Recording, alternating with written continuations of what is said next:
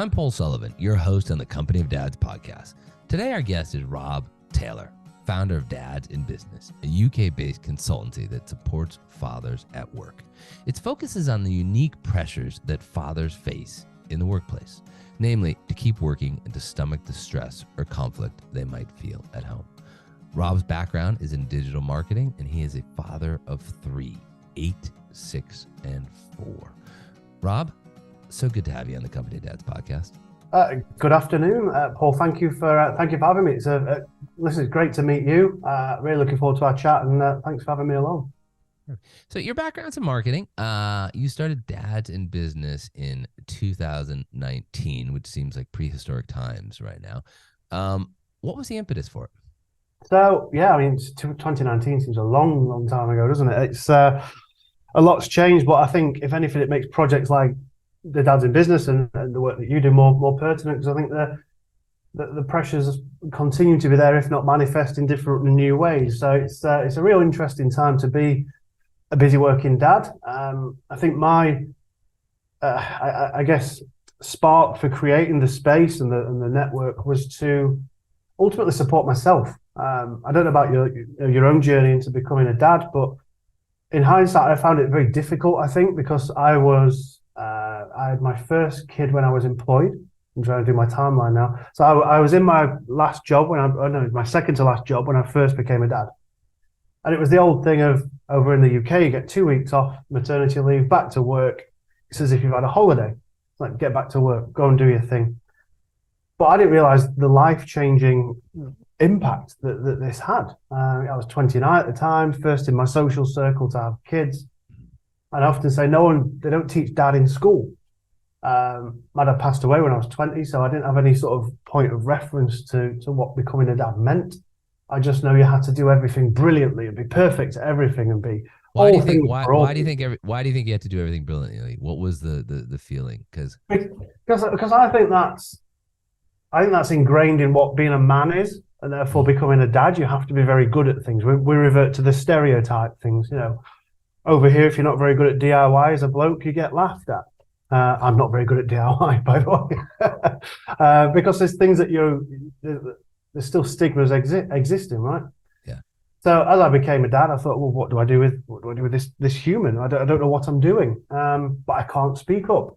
I can't say I don't know what I'm doing, because it'll almost show weakness and play back to stigmas and stereotypes of, oh, you're useless, that sort of thing.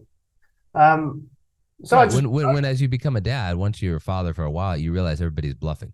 And I'm not joking. I mean, everyone is really bluffing. Everybody is figuring it out on their own. I mean, I love your tagline that they don't teach dad in school. I don't know where they teach it, but I think the key thing is, it's sort of like, you know, when you're in university, or if you go to university, you're sitting in a giant lecture hall, and it's your choice of, you know, kind of coasting along and getting what we would call over here in the States a gentleman's C, or actually paying attention. And I think so much of fatherhood and being a good partner is paying attention. And you know, my motto at least is, you know, don't make the same mistake twice. You know, I'm certainly going to make a ton of mistakes, but the problem becomes when you're repeating the same mistake over and over again and expecting a different outcome. So you're a new dad, you're 29, your friends are still out there having a blast. They don't understand why you're absolutely no fun and exhausted all the time. But you know, what was it about the workplace, not just the social space or the home space, but that the workplace that made you think, okay, I'm not quite they're not getting me, or I'm not getting, you know, them, and we need to change something. Yeah, it's an interesting one, isn't it? I mean, I think a big one in hindsight was the 2 weeks maternity leave. It is as if you've got the holiday, but it wasn't until, I guess, fast forward in a couple of years, when my second one was due. Well, not due, but my wife was pregnant with our second. So my firstborn was then 2. So I had a 2-year-old and a pregnant wife. Yeah. I got made redundant from my final employment. And that was a bit of a kicker. So I thought, right, I'll set up shop on my own. I'm going to do this on my own because I'm better than this. And there was all those sort of macho, manly things playing out. And I thought, right, this is me. I'm going to do it on my own. I hadn't got a clue what that meant at the time, but I knew I was sick of being kicked around, and it was my second redundancy. So I was a bit tired of that. I thought, I need to take responsibility for my family and look after that. So I'm going to charge off and do it. And again, I guess you defer back to those stereotypes. You know, what's the first question you ask when you meet someone in a networking session or a trade counter or wherever you bump into your professional community? Everyone always says, "Oh, you're busy." Not, "Oh, you're happy, or you're successful, or you're content, or you're balanced, or you're busy." So that became in the States, that question is, what do you do? And it's the same three questions, like, where are you from? Where'd you go to school? And what do you do? And you know, the first two sort of fade away as you get older, but you could be in your 30s, 40s, 50s. What do you do? And that's a difficult question, you know, sometimes for men to answer. The company of dads, we call the men who are the go-to parents lead dads, you know, whether they work full-time, part-time, or devote all their time to their kids. And one of the things we push for is, say you're a lead dad. Now, I'm just as guilty as this. For, you know, 25 years as a journalist, you know, the majority of that time at the New York Times, I led with Paul Sullivan, New York Times columnist. I never led with Paul Sullivan, you know, lead dad. So how did you, you know, wrestle with that question of, you know, are you busy? This is it. It's like, what do you do? Yeah. Okay, so are you busy? Yes, I'm very busy. Great. Yeah, how busy? busy? Of course I'm very busy. And that became, well, like, yeah, what are you busy doing? Like, I'm very busy. I've got two kids. My wife's recovering from giving birth, and it's a you know, total monkey But you don't show. mention that. It's like how busy I'm really busy at work. But no one mentions is the time that you're spending at work productive, profitable, a good investment of time. Yeah. So I took that role as me. I self-identified as the breadwinner, the one who's going to go and provide. It's my decision to go work for myself. I'm going to not stop until I do that. But I was going to like networking sessions or meetings at like 8, 9 at night that offered no benefit or return on investment going back. But I was busy, and surely while your wife is home with with the young one and pregnant. So I was charging ahead, saying this is what I should be doing. This is what busy looks like. This is what a provider looks like. And I thought, well, hang on. I can't remember where or when I was, but I just remember thinking, if I'm saying yes to this over here. I haven't realized it yet, but I'm actually saying no to the things that I set out to look after in the first place. Sure. Yeah. No, I'm not going to be home for dinner time. No, I'm not going to be home for bedtime. No, I'm not going to be home for bath time because I'm busy. And I just think we see a lot of dads who fall into this role because, like you say, you know, what do you do? That intrinsically suggests back to a professional role. What do you do to make money? Yeah. Not what do you do in terms of your family. It's what do you do? No, like you said, you defer back to, was it Financial Times columnist? Yeah, the New York Times, yeah. New York Times columnist, sorry. That's what I do. And no one ever says, like, yeah, I'm a lead dad, I'm a stay-at-home dad, I'm a primary caregiving dad. I mean, I wasn't that, and I'm still not, but I do find the balance a lot better now. Yeah. So, you know, I found that sort of question playing around in my mind, but then I found there was nowhere to go to raise that. You know, if I'm saying yes to everything at work, to get busy at work, but I'm saying no to my family that pulls and makes me feel guilty and has me juggling many plates, where can I go to sort that out and raise it? Not from like it's a huge, the wheels have come off mental health problem, but just to have a chat. Just to have a space of similar people. To find another father in a similar situation as you, either in the same, or I think even better, like a couple years down the road, who has a little bit of experience to sort of share with you. Yeah, exactly. Because if I go to a work event and people say, how's work? Really busy. Yeah. If I go home, bear in mind my position here was a self-employed, trying to figure out how to pay next month's bills. I didn't want to worry the wife. I'd go home and she'd say, how's work? Really good. Busy. Very busy. Like even if internally I'd had a really bad week. The kid at home was crying. I was knackered. Work had to be good. Home had to be good. Yeah, you go to the pub with your friends. You talk about football, sports, lad stuff. They don't want to hear that you've been up 4 times at night, or you've not slept, or work. You lost that one deal at work that's going to make you struggle next month. So there's nowhere to go.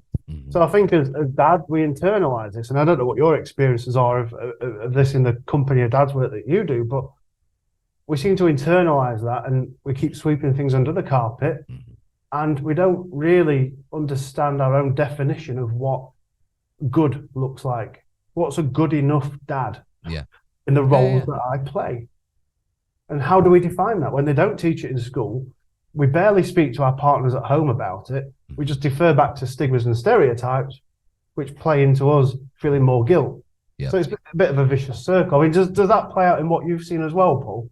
Well, I found the biggest thing with the company dads is when we get together as lead dads, either in small groups or online, whatever our background is, that we come together as lead dads. I've done the work in the U.S. There are about 25 million men who would qualify as lead dads out of 125 million men in America, and suddenly, and there's 75 million dads. So it's a little less than a third of the dads. And there's this sense of relief. And I tell this story where there's a guy I did a podcast with named J.R. Havlin. He's a comedy writer. He's very successful, and he's a lead dad. And we play golf on a Tuesday over the summer, which is a perfect day because we're not playing on a weekend because we're trying to be good fathers and partners, and we're not taking off for 5 hours on a Saturday.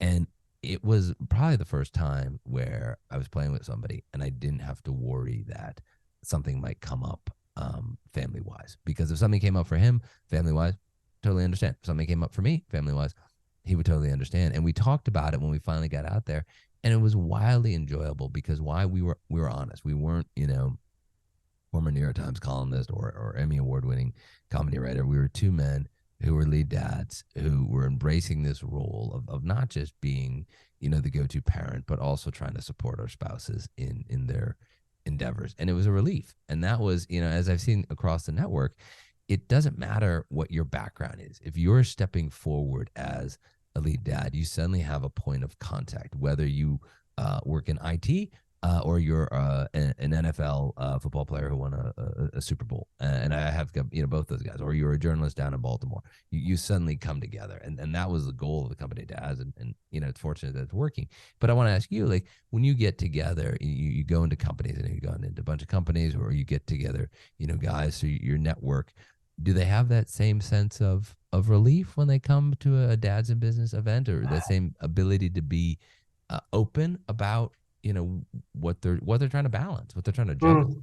That's a good question, and I think they come into it almost with a sense of curiosity or intrigue, I think, and they leave with some of the words you mentioned. They leave with a sense of relief. Yeah. We've had feedback before saying it's quite cathartic, because I don't know about yourself or your listeners. If I have, let's broadly call this a well-being brand, we're there to support a bunch of dads to help make themselves a bit better at home and work.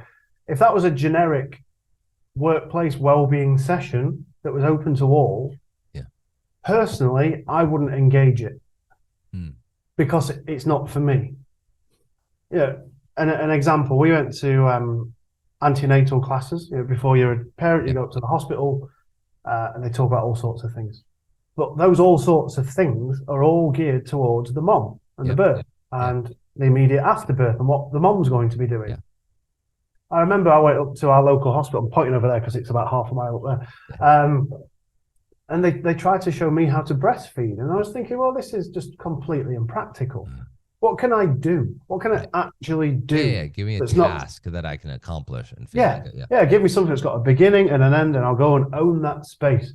But it didn't exist. So again, it played back into that thing of there's nowhere for a new dad to turn. So when we go into organization and we start talking about how to have better conversations with the kids, how to manage guilt, how to check in with overwhelm or anxiety, how to stay focused and balanced across the four areas that we think make dad. You've got your work life, you've got your money life, your family life, and yourself.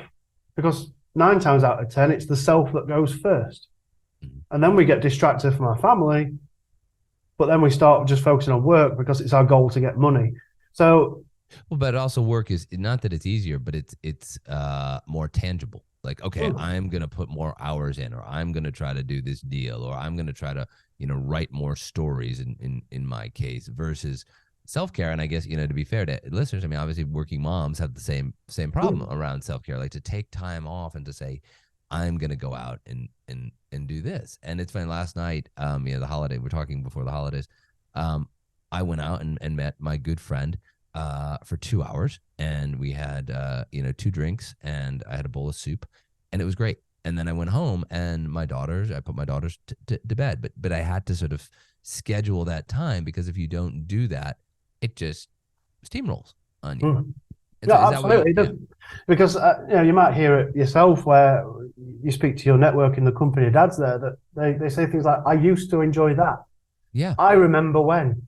Yeah, but wasn't it good when we did this? But It's but like, it well, also why? becomes like if somebody is doing something that you wish you were doing, I find it can become spiteful. Like, oh, that must be nice. It must be nice that you're able to do that. Oh, wow, yeah. I guess you're not Mm. working very hard, or are you Yeah, retired? yeah. You know, I and don't you, have time for that. How do you have time for that when I'm so busy yeah, at work and then back with my kids? Like you don't realize the damage that you're doing to yourself by neglecting yourself. You can't yeah, bring the best of you to your family if you've neglected your social side or your hobby or something that's just for you that's not work related or there to drive revenue. yeah. And I think it's something that's really important but gets forgotten because we are busy. Mm-hmm. One of the things I advocate, and I'd like to know what you do on your end, is almost a sort of rigid, calendaring type process, like scheduling things out, but being super transparent. Like, my calendar will show my wife what I'm doing. My calendar will show people at work what I'm doing, and it's very open. There's very few things, unless it's like a surprise for one of my daughters that I don't want them to see it on their phone, and to sort of it takes a lot. It takes a bit of work to block things out well in advance. But in doing that, it guarantees that you have, time for your family, time for work, but also time, as you call it, time for yourself, time to go out and have. What do you advocate on your end for So the I think something quite similar. However, when we speak to business owners, for example, they find it incredibly hard. We'll say to them, we work with a bunch of tradespeople on another project that I work on, and that is the classic: how busy are you? How busy can you get? And I'll say, what does your calendar look like next week or next month? And they'll basically just say, well, it's blank. So what if a customer phones up at 8 o'clock on a Tuesday night? right? I've got nothing on, so I'll go and see them. Like, well, think about what you're saying no to. So my colleague on that project, he's got such discipline around this. He'll say, well, take one coloured pen, and we broke the week down into a grid. So you've got like a Monday, Tuesdays down the columns, then down the rows we have early AM, mid AM, lunchtime, and so on through to the evening. So it's about 6 rows, 7 columns. He says, take one coloured pen, takes blue. He says, in blue, scribble out some boxes. This is your family time. Mm-hmm. Says, this is your school pickup on a Wednesday afternoon. This is your football practice with the kids. This is your swimming lessons. Put those in first. And they look a bit shocked because they don't like doing it. Then he says, right, pick up another pen. This is for you. This is your hobby time, your gym time. This might be early in the morning, whatever it is. And suddenly the blank boxes in this calendar are getting less and less. Yeah. And he's like, now circle the empty ones. That's your work. Now you can work there. There's enough there for you to get done what it is you need to get done. And if a customer phones you in a blue box time, for example, say, I'm so sorry I can't get to you right now. My next available slot is Tuesday or Thursday mid-afternoon. Which one works for you? Yeah. And they've never lost work from it because a customer goes, oh, thanks, I'll take the Tuesday. We're still giving choice. Yeah, we're still giving the sense of choice there. And I just think if we can be more disciplined around that and box off certain elements for each time, we'll realize that, hang on, there's enough to do everything. And I'm not being naive enough to say this works 52 weeks of the year. There's seasonal peaks, there's trends. We have to be grown up about that and say, well, if I give this time in the summer, appreciate family and get agreement and expectations from the home. In winter, I'm going to have to be at work more. But it's an agreement and it's not a resentment or a butting heads. So it's I love this because it's what I advocate as well. And one of the things I always round out by saying is that, look, if you were in a meeting with somebody else, if you were in a meeting with a client and another client called, would you put that phone down and say, oh, hang on, here's the other client? Because by implication, you're saying that other person calling is more important because you're taking his or her call and putting the other person. You would never do that because you would not be long for your job if you did that. And I think of the same way, if you are doing something, for yourself, if you're doing something for your children, if you're doing something for your wife, why not block that off and treat it the same way? And obviously there's balance here. You can't, have a 7-hour chunk of time blocked off every single day, but every so often you can have that chunk of time, and just to manage your calendar that way. And I find, like, the people I've worked with and myself, it helps to reduce the stress, and it helps to sort of, give definition, because the joke is like, if you think you're working all the time, you're not really working all the time. You're just being inefficient, and you're being distracted by stuff. I mean, you're watching like, cats wrestling on TikTok, or, puppies, sleeping on YouTube, and which is fine. There's a place for that, but not wildly productive. I think there's a whole discipline piece around it. And I think the first step is almost an awareness to say you can choose. It is possible to manage your time. I've got 3 young kids. As they're growing up, 864, as you said at time of recording, their needs are getting more demanding. We're doing swimming now with 2 of them. We're doing football with 1 of them. There was gymnastics with another 1 of them. There's a 3rd one that's going to come up needing that as well. That all takes time. Yeah. If I just left my diary open and blank and didn't do any sense of planning around that, it would just be like the Wild West. It would just be completely unmanageable. And I know critics of that sort of approach might say, it's your family, it's not work. You can't book your family in like you do work. But, well, no, I agree that. But you do have to allocate time where I'm not working. It's non-work time. It's not family time where I'm boxing in an hour, sitting down with my kid or whatever. It's just non-work time. Don't work then. Yeah. I find it, before I did that, before I'd figure this out, it would be very stressful, because one of the things I now try to do when I'm with my family is to leave my phone somewhere else, because the idea is, if I've committed this block of time to take my, daughter to lacrosse, and I want to watch her play lacrosse, well, I need to watch her. And if I sit there and I start looking down on my phone, well, the entire time disappears. And again, like, same for pretty much everybody, somewhere around 80%, 90% of the urgent emails we get are really not urgent. And they can all be tended to right after. And my daughter's gotten used to, we'll get in the car after lacrosse practice, and I'll sit there for a second and I'll scan the emails. And if there's one that is vitally important, I will respond, which takes me about 30 seconds. And then we go on with our day and we go home. But I had that moment to be present. And I also think it's important for us as men, for our mental space, but I think it's really important for our kids, because my kids are 5, 10, and 13. And if there's one thing I know 100% for sure, it's that they may or may not be listening to what I'm saying, but they 100% are watching what I'm doing. And if there's any inconsistency between what I say and what I do, that's a red flag. But for the most part, they're modeling their behavior after what my wife and I are doing. So if we're, constantly on our phone, distracted, be like, and then we tell them, hey, you've had too much screen time, they're going to like, well, what about you? You've had too much screen time. And my 13-year-old says this all the time. And so it's like, I think the beauty of modeling it. And so I'll ask you this: when you're, going into companies, and I'm not sure what level your sweet spot is. We try to aim for sort of the employee resource groups and the middle managers, emerging leaders. But when you're talking to those people who are more in a management level, how do you get buy-in from them? Do they realize the importance of modeling their own behavior for their I think they how does that work? To be honest, I think they want the help. So it's not about getting the buy-in. They realize that there's things could be better. And I'll never speak to anyone and say I'm perfect. And I think that's what helps get a bit of trust with organizations, and certainly those that are attending. I'm just sharing my experiences and my stories. Do I ever go home and not check my emails? No, it's horrible. I know when I'm doing it. I shouldn't be doing this. My kids want to see me do something. And you're right. I loved your quote about they might not listen, but they'll definitely see. Yeah. I think that, and mine are 864. They might not be able to articulate, well, you're doing that, so why can't I? But they'll just do it. Yeah, and I can hear myself barking at them to say, get off your screens, get off your screens. And the second they do, I'm on my screen. So it's horrible. So we know we've got our own weaknesses. And I think those in organizations, those that run their own business, also know that they've got their own weaknesses. Mm-hmm. It's not about saying you need to do better. It's about, are we happy with where we're at? Are we happy with this balance?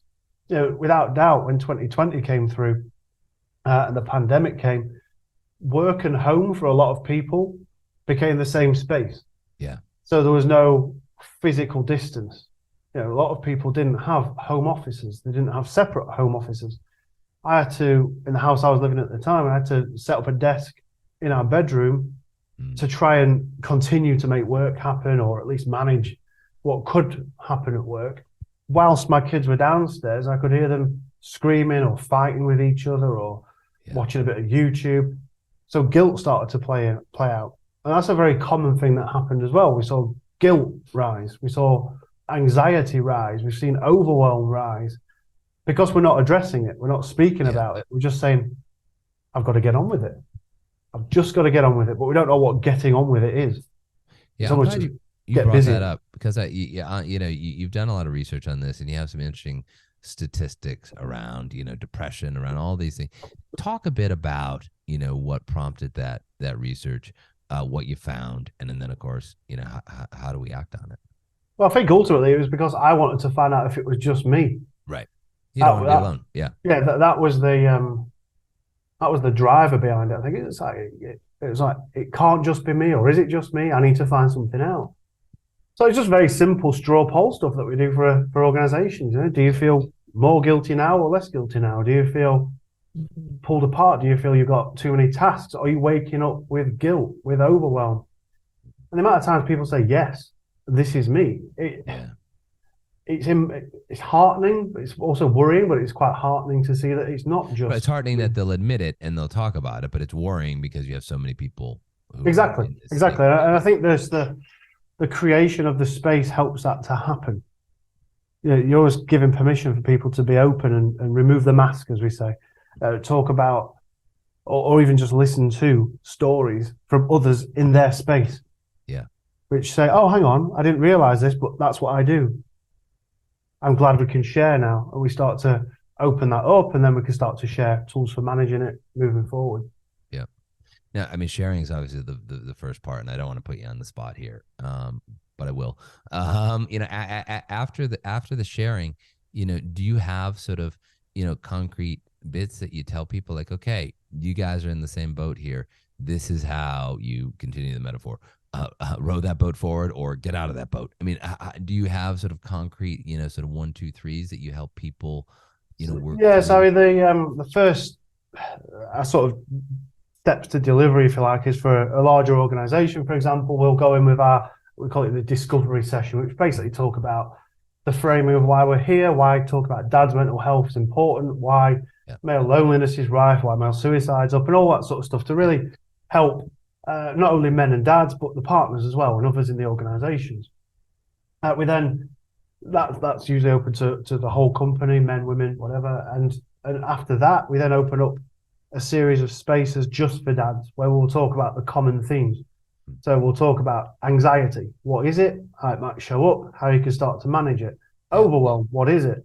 How it might show up, how you can start to manage it. Guilt, another one, and then focus around the 4 areas that we highlighted earlier: business, life, money, and self. Because it's not until you have that awareness, and I think it's a huge thing, like we talked about with the time management thing. Once you're aware of it, you can do something practical about it. Like we mentioned in the antenatal classes, there was nothing practical for me to do, so I didn't engage it. Yeah. But as soon as I, for example, would become aware of my calendar, and there's a practical way of managing that, I can then decide to take ownership of it or not, because then the responsibility comes to me. So it's not about preaching to people, but it's about saying, here's what happened, here's the headline theory around anxiety, what it is, definitions. Here's how it plays out for me as a working dad. Do you recognize this? Get some insight, share some polls. Great.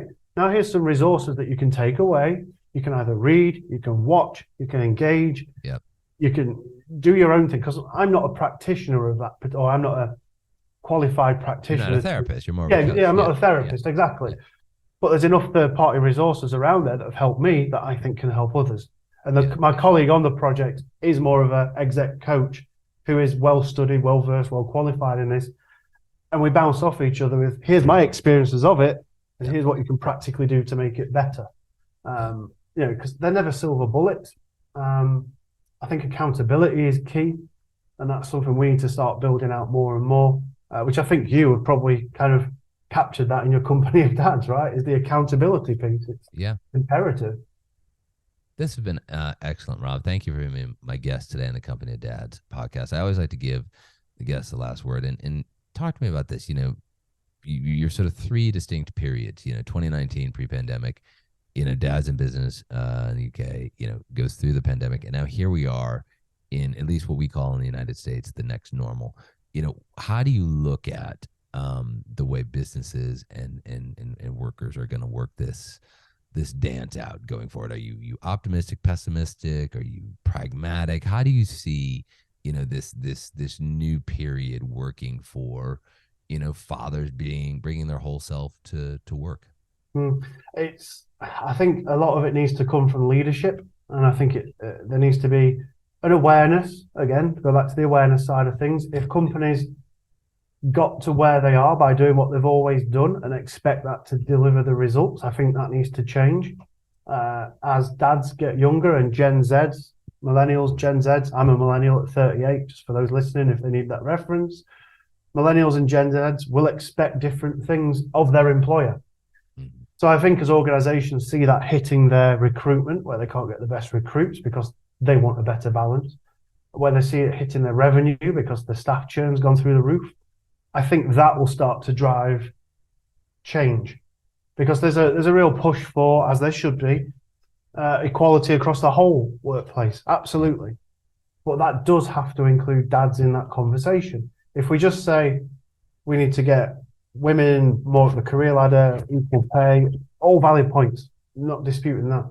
But if you're then telling dads, you can't do this, you can't do this, you can't do this, as a dad, I'd imagine we might lock off, we might shut the doors, and we might not be open to equality at all. Because I'm going to entrench my views and entrench what I'm doing. So we have to open it up on both sides, I think, to have a better discussion. You know, some of our research suggests that 44% of working dads in a management level and above see the perception of having young kids as a weakness to their career. So I'm not going to open up if I'm at risk. We need to create that space to not have that risk. So I think it has to come from leadership. But they need to create that space. But likewise, the new workforce, they're going to be choosing where they want to work with, who they want to work with, and how they want to work that satisfies that balance. So it's going to be interesting. And if we can start to play a part in that to help create that awareness, then happy days. I don't have all the answers, Paul, unfortunately. But we're asking the right questions. Well, and that's the thing, isn't it? We've got to open it up and have conversations like this. Yeah. Rob Taylor, founder of Dads in Business. Thank you again for being my guest on the Company of Dads podcast. Thanks so much, Paul. Take care.